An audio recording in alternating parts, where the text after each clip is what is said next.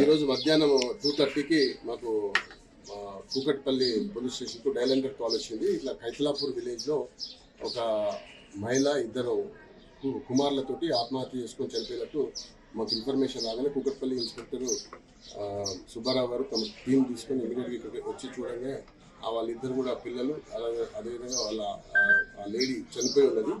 ఇక్కడ పూర్తిగా వివరాలు తెలుసుకుంటే ఇతను బోడా ప్రవీణ్ అని, ఇతను 31 years.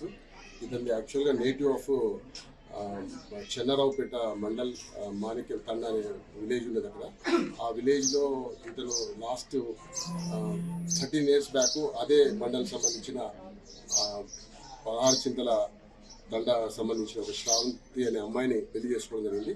పెళ్లి చేసుకున్నాక కొంతకాలం వీళ్ళ కాపురం మంచిగా కొనసాగింది. వాళ్ళకి 2 పిల్లలు, ఒక అబ్బాయి కార్తీక్ అని 12 years, కౌశిక్ అని 10 years.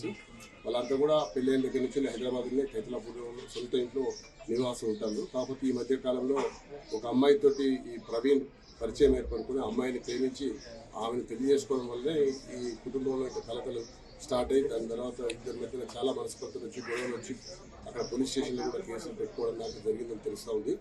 అయితే ఈ క్రమంలోనే ఒక 4 days బ్యాక్ మళ్ళీ గొడవ పెట్టుకుని ఆమె వాళ్ళ తల్లిగారింటికి వెళ్ళిపోయినట్టు, వెళ్ళిపోయిన తర్వాత ఇద్దరు కూడా నిన్న వాళ్ళ భార్య దగ్గర పోయి అక్కడ పెద్ద మనుషుల సమక్షంలో మాట్లాడుకొని అమ్మాయిని మంచిగా చూసుకుంటారని తీసుకొచ్చిన తర్వాత నిన్న సాయంత్రం 4 o'clock ఇక్కడికి వచ్చిన తర్వాత నైట్ ఏం ఇష్యూ అయిందనేది ఇంకా వెరిఫై చేయాల్సి ఉంటుంది.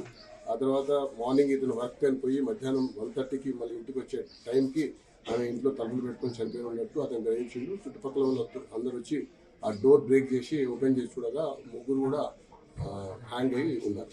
పిల్లల పేర్లు వివరాలు సార్? పిల్లలు కార్తీక్ అని ఇతను 12 years, ఇతను 6th class చదువుతున్నాడు.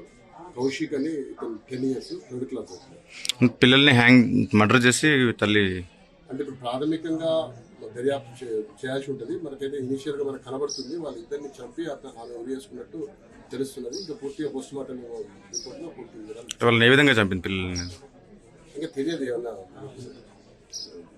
ఇన్వెస్టిగేషన్లో తెలియదు.